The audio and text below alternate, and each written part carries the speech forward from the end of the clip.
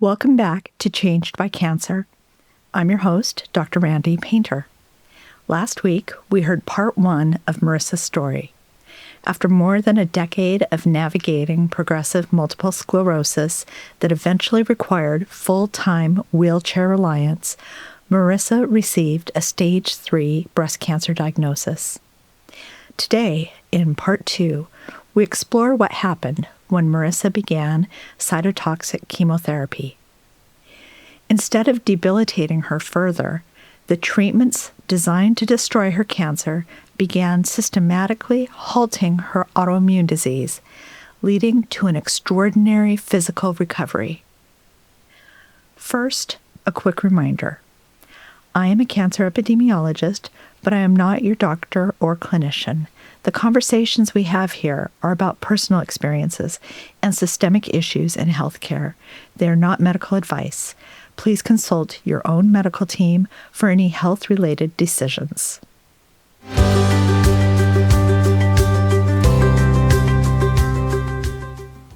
Here is part two of Marissa's story. One thing that I know, but we haven't mentioned yet for the interview, is that your husband is a physician. So you have kind of like an inside medical edge, but that inside medical edge hasn't really afforded you access other than being able to afford treatments. But it doesn't afford you any other kind of access in terms of getting the drugs or the treatments that you need. No, you're on your own. I mean, if the neurologist is not able to give their patient the medication that they want, how is the patient supposed to be able to get it? It is amazing that you could even buy a medication out of pocket and not take it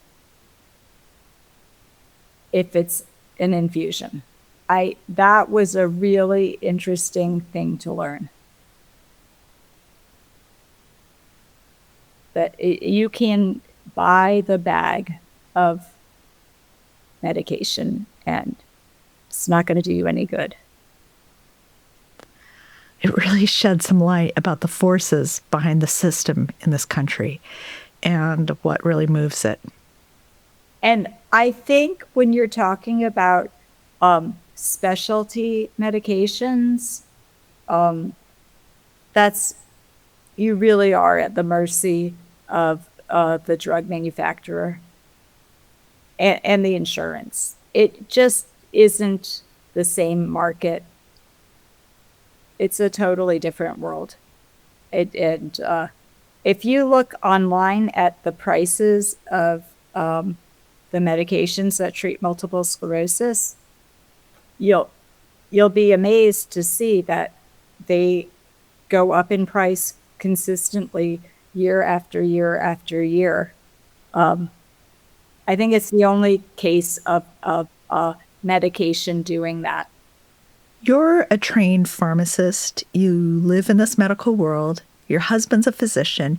You're fluent in all of this stuff. Yet it's still challenging to remember the details.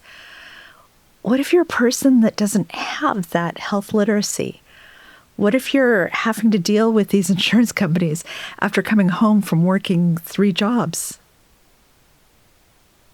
They are thrown to the wolves and then some. Like, they are just completely overlooked. I can't even imagine. Yeah, coming from about as privileged as you can as far as money, connections, we're struggling. I can't imagine what people are doing. I mean, the saving grace that I can think of, at least in my experience, some of these drug manufacturers really do go and help patients. So let's talk about your breast cancer care team. When you first got your diagnosis, How did you go about finding an oncologist and a care team, and what did that look like? When I first got my diagnosis, I was really feeling regret about not valuing my life. And I apologized to my nurse practitioner about it. Like, I'm so sorry. I was so down on things. When I saw the breast surgeon she worked with, I was still kind of in a down state of mind. And when I talked to him and he told me that we had a plan and that we would do chemotherapy and have surgery, and I remember asking him, should we even bother? Is it worth it to do these things for me? I mean, look at me. Like, why would we even want to bother? And I remember him being a little angry with me for saying that. And then I was starting to feel bad about having such a negative attitude about my life. And I was starting to realize that my life was truly precious, and I didn't even know it until it was too late. The breast surgeon that I met with the first time gave me a list of oncologists that he recommended, and I scheduled an appointment with one of the oncologists. And at that point, he left. He was done. I had one visit with him, and he was starting in a new practice elsewhere, which was really crazy. But I went to my oncologist, and my first visit with her, I didn't know if I was stage 3 or stage 4. My oncologist was really, really worried about treating me because I was weak from multiple sclerosis and in a wheelchair, and she was terrified about what the chemo was going to do to me because I was already in such a sick state. So she was treating me the way she would give care to her elderly patients, like a gentler trajectory. So the breast cancer that I had was estrogen receptor positive. So the standard treatment for that is what's called ACT therapy, adriamycin, Cytoxan, and then Taxotere or Taxol, one of the two T's. So her plan was to give me each chemo on their own every 2 weeks, as opposed to adriamycin and Cytoxan together every 3. So she was planning like a gentler course. And she would always consult with my neurologist before ever giving me any treatments. So they worked together. And my neurologist happens to be married to an oncologist who treats breast cancer. So she would bounce ideas off of him as well. At that time, I wasn't driving. I couldn't drive anymore. I had no use of my legs. And I had a lovely woman that my friend connected me with who was my driver. And she was amazing. And I really appreciated all that she did for me, picking me up, taking me to chemo, driving me back. It was a real help. And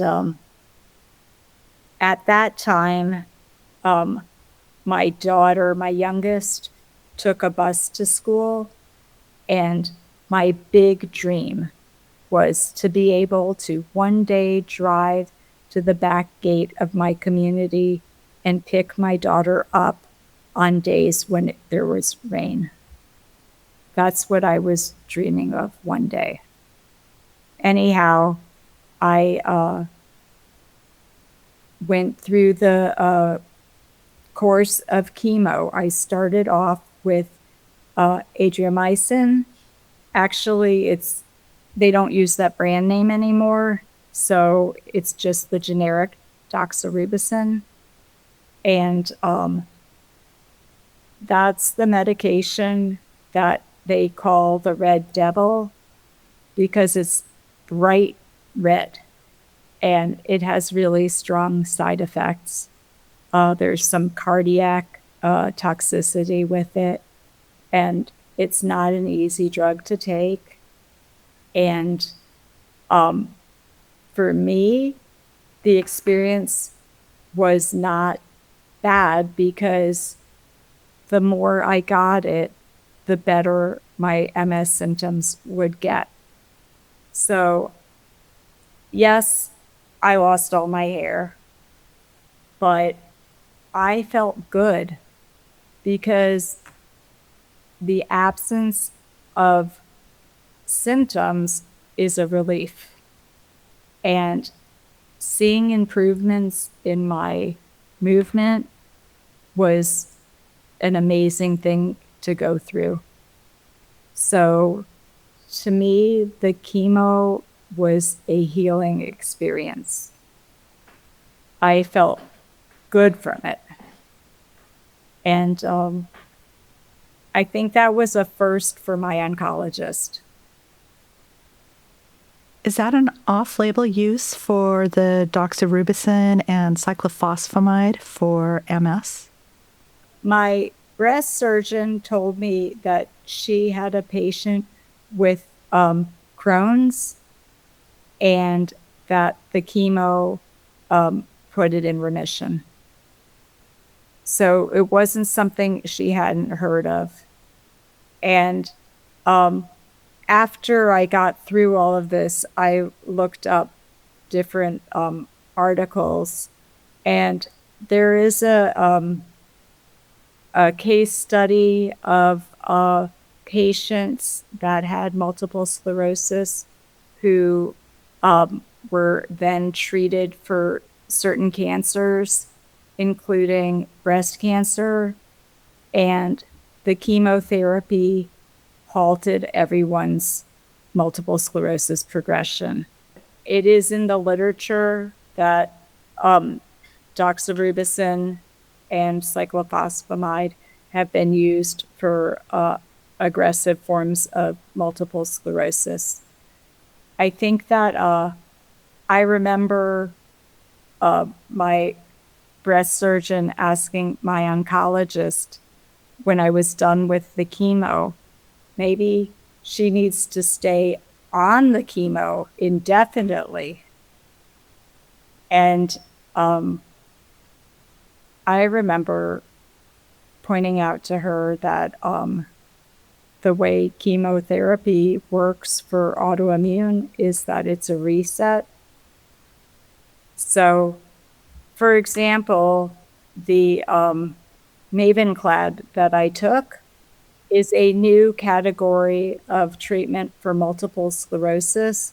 So, most of the treatment for multiple sclerosis is known as a DMT or disease-modifying therapy. These are things that halt the immune system from attacking. The new category is called IRT, Immune Reconstitution Therapy. So Mavenclad is one of those. Stem cell transplant is another form of that.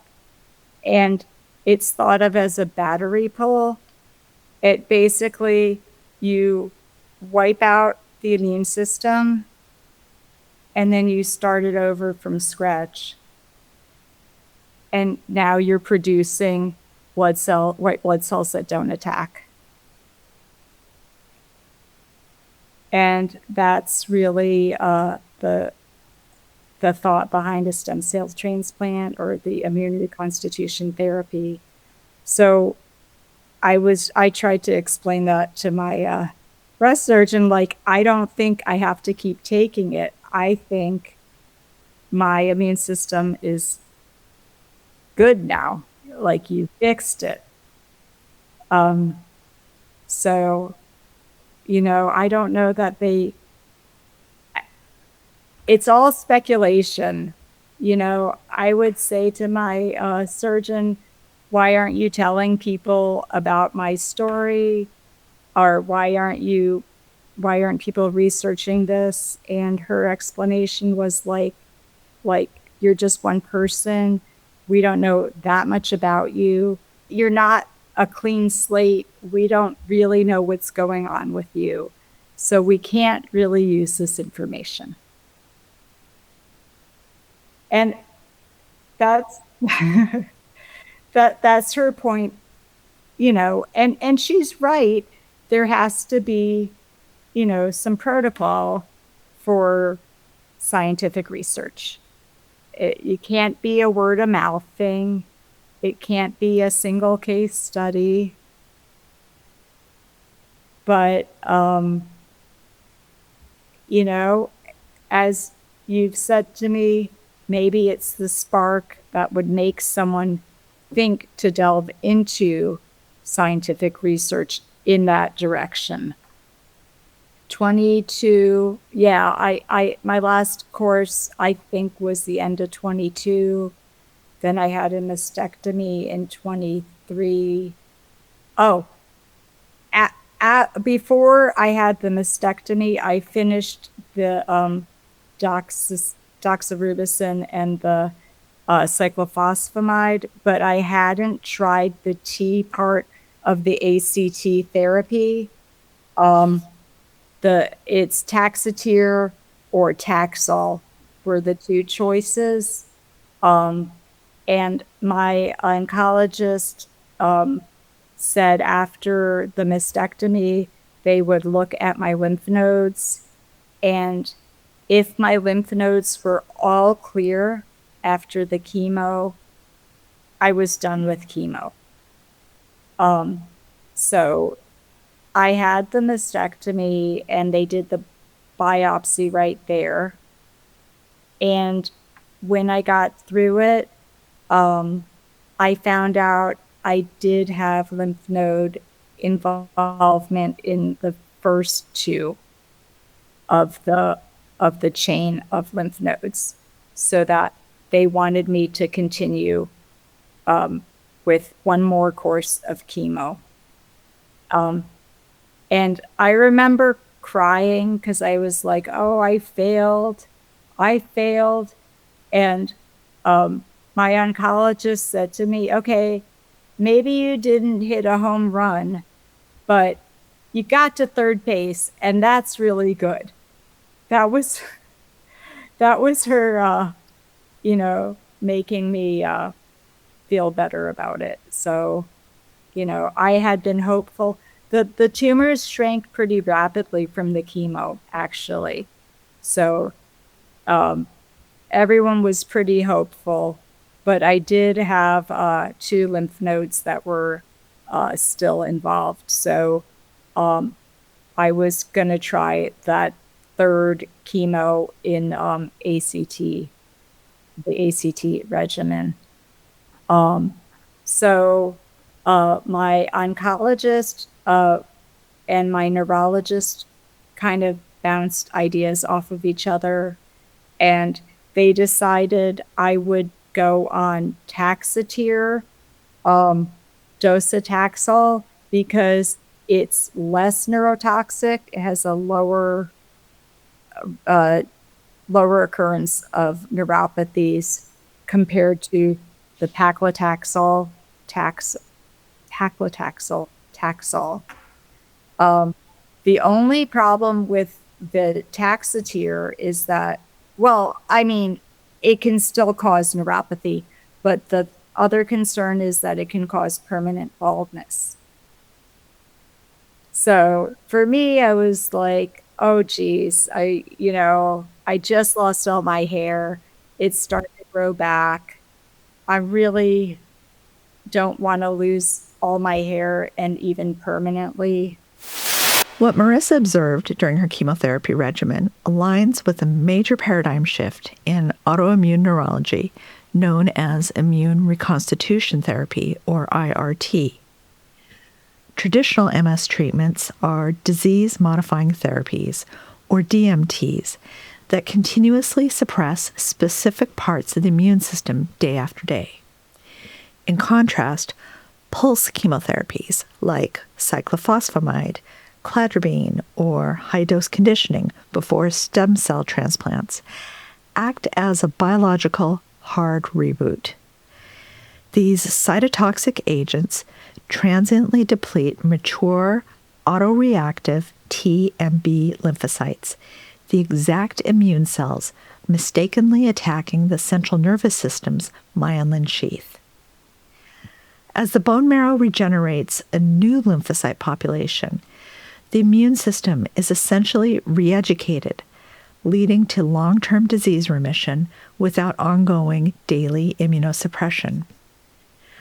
While cytotoxic chemotherapy carries significant systemic risks, Marissa's experience vividly illustrates the deep biological overlap between oncology and autoimmune immunology. I decided to try cold capping, and I did not know how complicated a process it is. Can you walk us through that? Because that's not something that we've gone into in any depth on this podcast before. When I was looking into cold capping, the first thing I needed to do was find a nurse or family member who would be willing to be there with me to change the cap every, I think, maybe 15 minutes. I'm not sure. You have to, it's a whole big process where you change the cap, and you need people to help you. And you also have to buy maybe 50 pounds of dry ice. You have to have a resource that can provide you with dry ice. It's a very heavy amount, so you have to make sure that you have a company that can get you dry ice. It's a whole big procedure. At that time, I couldn't find any nurses that were available anyway. I was calling to find people, and I could not get anyone. And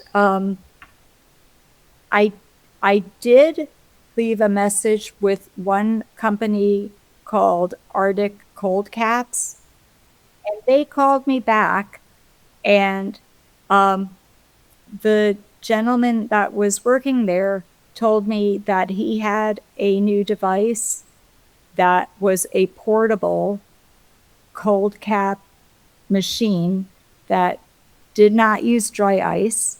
It was like a very powerful air conditioning system, but it got your scalp to freezing level, and you took it with you. Part of the problem with the cold capping is that you have periods where you have to take the cap off and change it, or driving from the driving from the oncology office to home, there's a period where you're not keeping your scalp frozen. It's not as effective. This thing, you leave it on your head. You can take the device in the car with you. It can temporarily use batteries. You can charge it back in the wall. It's extremely convenient, very easy to use. It was not a cheap thing, but if they are able to get this to like centers where they can share, where people can borrow it, and then the next patient gets it, you could really get the cost down to what you'd be paying for other cold capping. It doesn't have to be such an expensive thing. The more that people are using these, the better the prices will get. If it becomes mainstream, it's not going to have to be an expensive thing. There are cancer centers that have these machines in their center. You just have to use it in the center. But if one place could rent one of these machines, and people could borrow it, you only need it for those few hours that you're going through chemo. And then I think it's like 6 hours you need it. They could totally share it with people. It could be something that people share. It wouldn't have to be so expensive. It really honestly works. It sounds like, how could it be? But it freezes your scalp, and the blood vessels that go to your hair are shut down, and no chemo gets through. And it saved my hair. Because that's a really high social and emotional cost of chemotherapy and breast cancer and other types of cancer, but especially for breast cancer. I have the ATM mutation. I forgot to talk about that. Okay. When I was first diagnosed, one of the first things that my nurse practitioner did was get a genetic profile of me. And it turned out that I have a genetic mutation that makes me more susceptible to getting breast cancer. It increases my odds. Okay, this is complicated. I'm going to need you to explain the statistical part of it better. But on the sheet of paper I was handed, it said anywhere from 25 to 50% increased chance of getting breast cancer if you have this mutation. In a way, it was reassuring to hear that, because it kind of took it off me that somehow, I don't know, I had something to do with getting it. During her diagnostic workup, Marissa tested positive for a mutation in the ATM gene. The ATM gene provides instructions for making a protein that assists in repairing damaged DNA. While mutations in genes like BRCA1 or BRCA2 are considered high penetrance, an ATM mutation is classified as a moderate penetrance hereditary risk factor. In the general population, a woman's baseline lifetime risk of developing breast cancer is about 1 in 8, or roughly 12%. Carrying an ATM gene mutation approximately doubles that baseline risk to 1 in 4, or about 20 to 30%. Furthermore, because the ATM protein is involved in broad cellular repair, mutations in this gene are also associated with a modest increase in pancreatic cancer risk, making genetic counseling and elevated high-risk screening protocols essential for carriers and their families. I got a unilateral mastectomy. It was the breast with cancer, the left breast. Getting that mastectomy was really scary.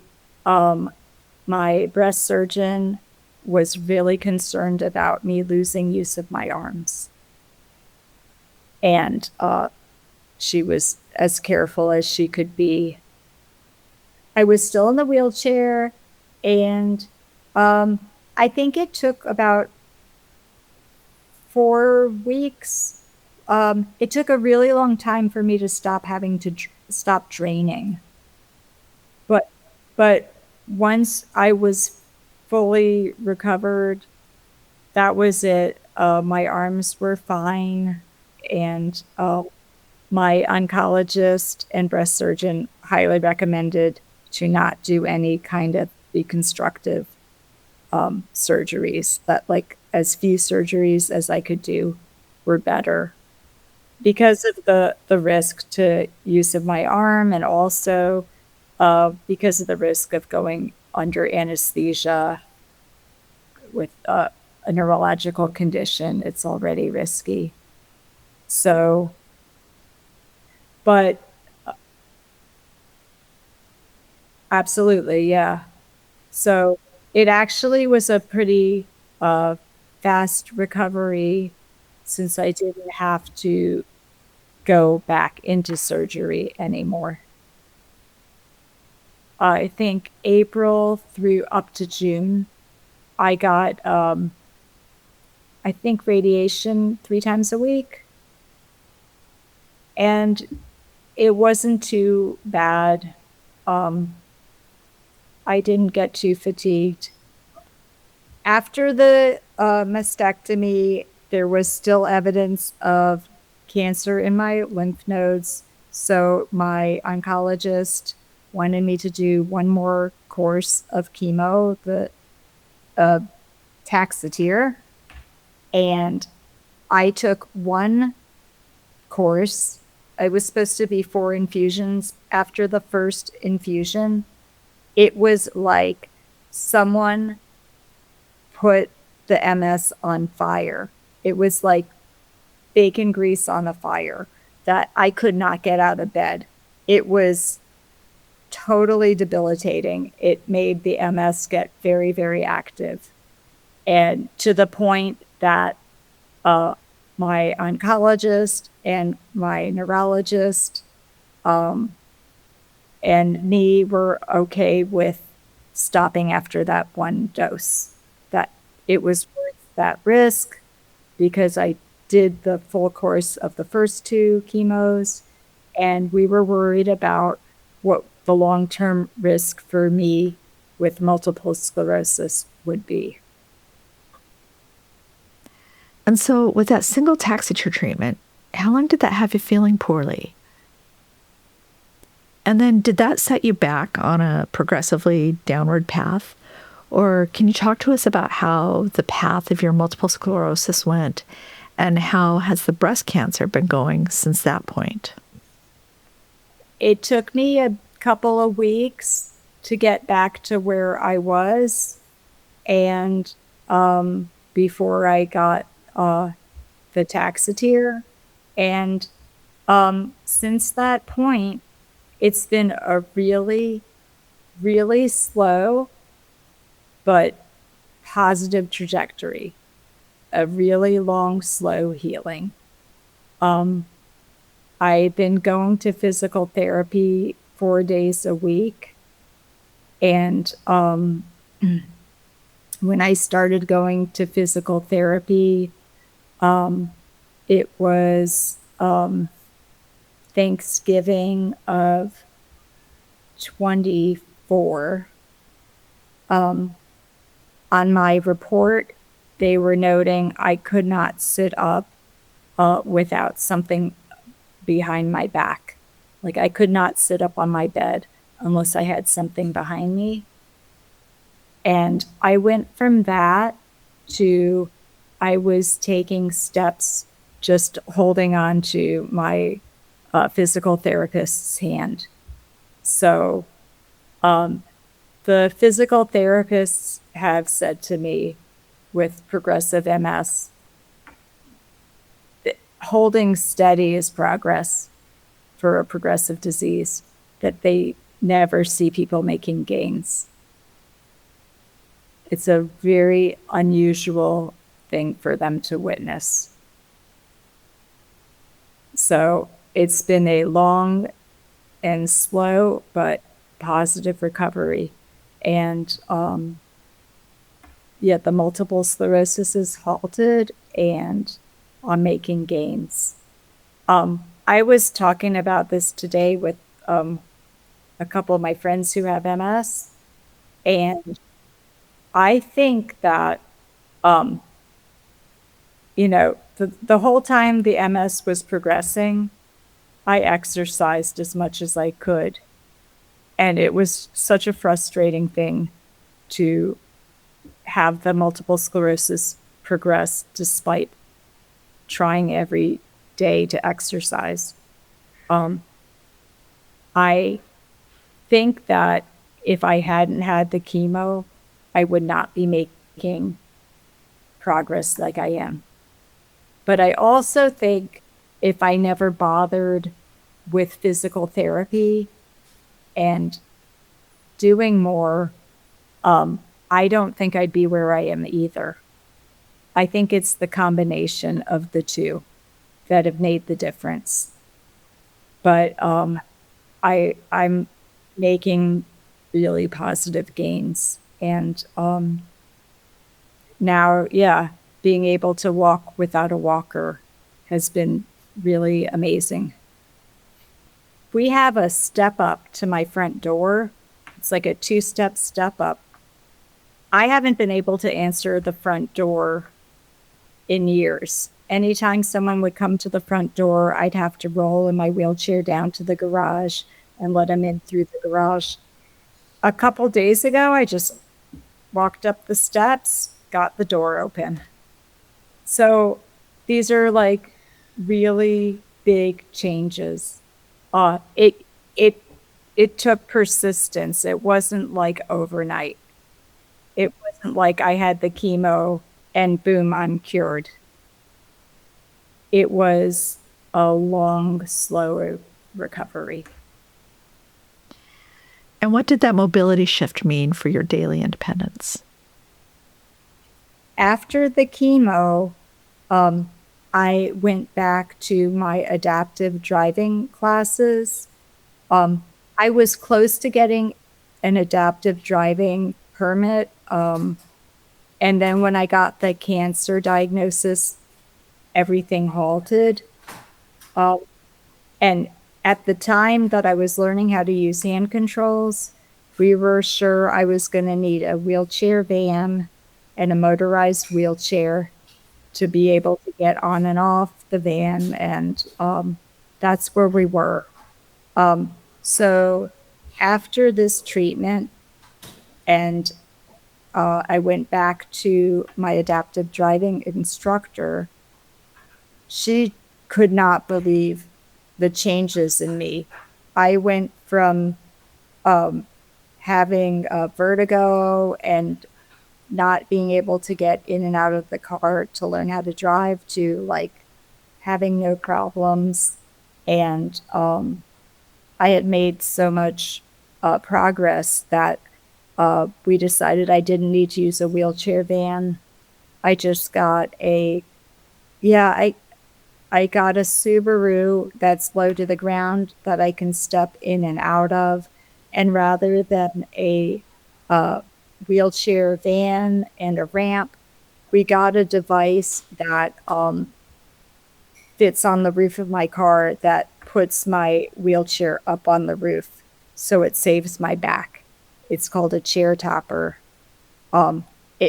I got my license or my permit really quickly after all the chemo when I went back.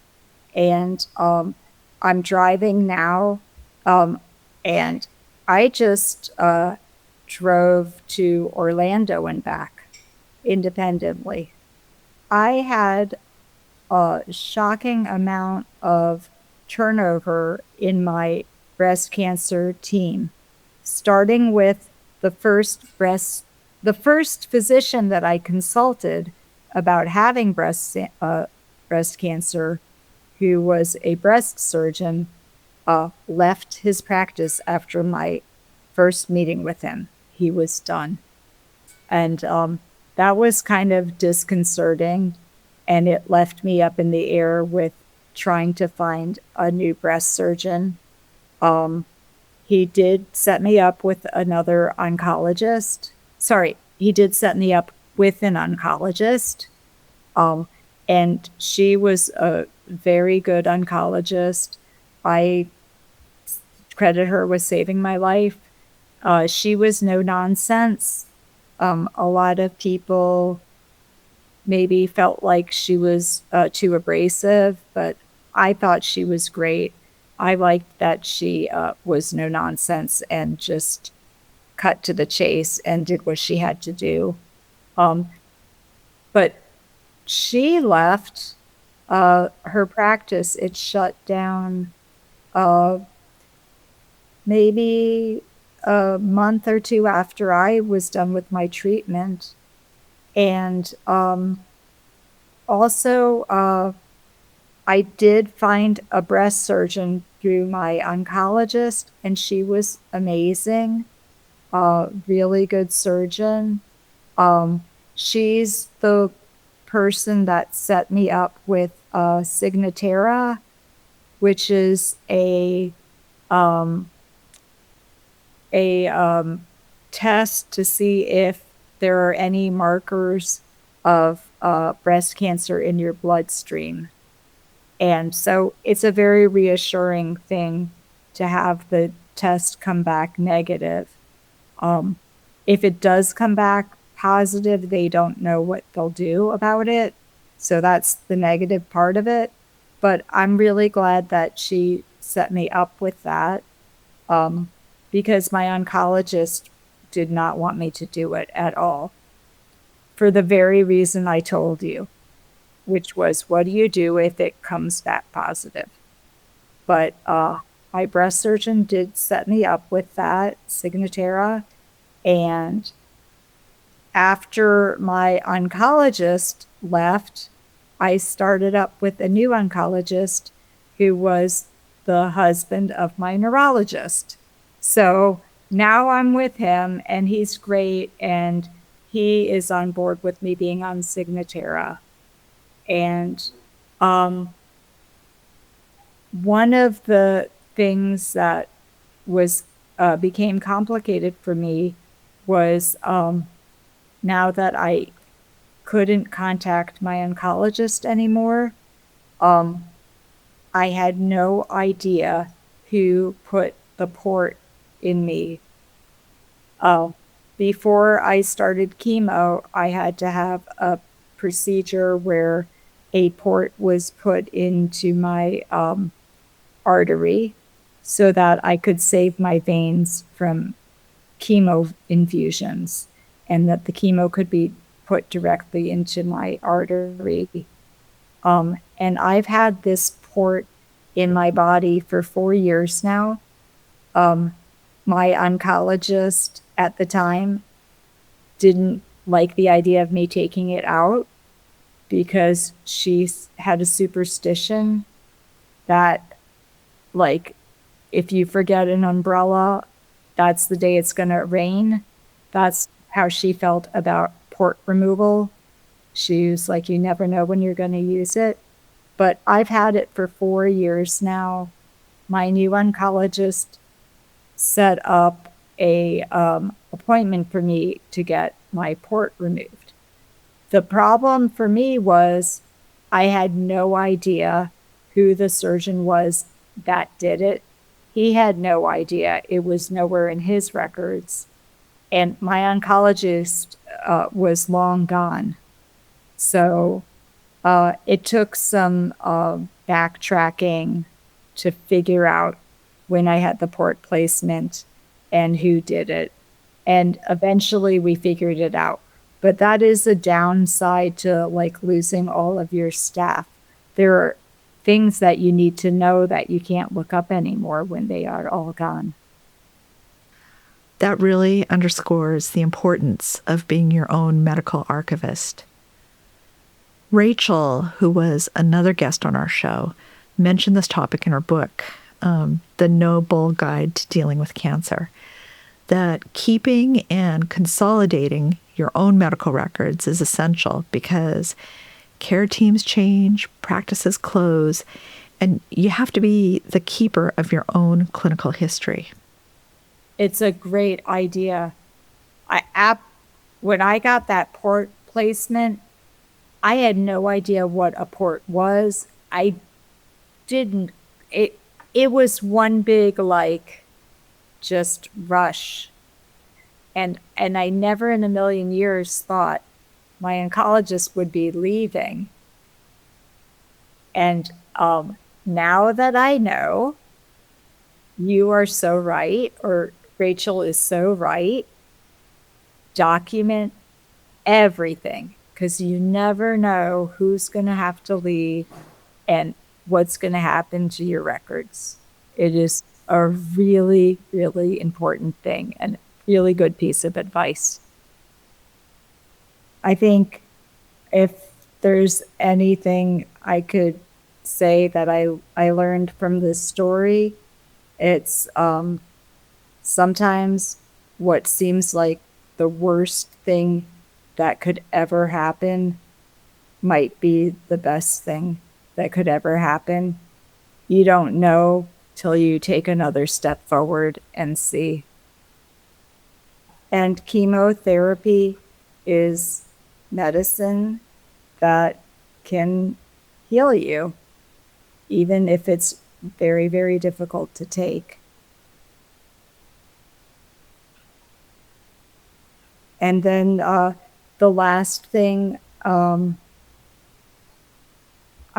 was talking to you about this because I'm not quite there anymore, but after I went through the chemo, I was in a state of just nonstop gratitude. And I think that was the most powerful part of my experience, was to finally be thankful and appreciative of the things that I had. This experience opened up my eyes to see all of the things that I had that I never acknowledged in the first place. And it's really easy to tell people you need to be grateful, because what does that mean? You can't make yourself grateful. It's something that you just hopefully can feel. And when I was finally in that state of gratitude, life was wonderful. Like, it was a totally different experience to go through life appreciating and being grateful for everything I had. The very opposite of, wow, my life sucks and I hate it. Because I was there too. Marissa's story is a profound reminder that human health rarely fits neatly into medical silos. From navigating complex comorbidities and insurance barriers to experiencing the unexpected healing power of cytotoxic medicine, her journey highlights the immense resilience required to advocate for oneself when the system falls short. While Marissa's initial treatment unlocked incredible mobility gains, like so many navigating breast cancer, ongoing surveillance remains an unfolding scan-to-scan journey. You can find show notes and links to resources for today's episodes and for all episodes at changedbycancer.com. The best way that you can support this work is to subscribe on YouTube, and that will also help to make sure that you're current on all new episodes. Thank you so much for watching and listening, and I'll catch you on the next episode.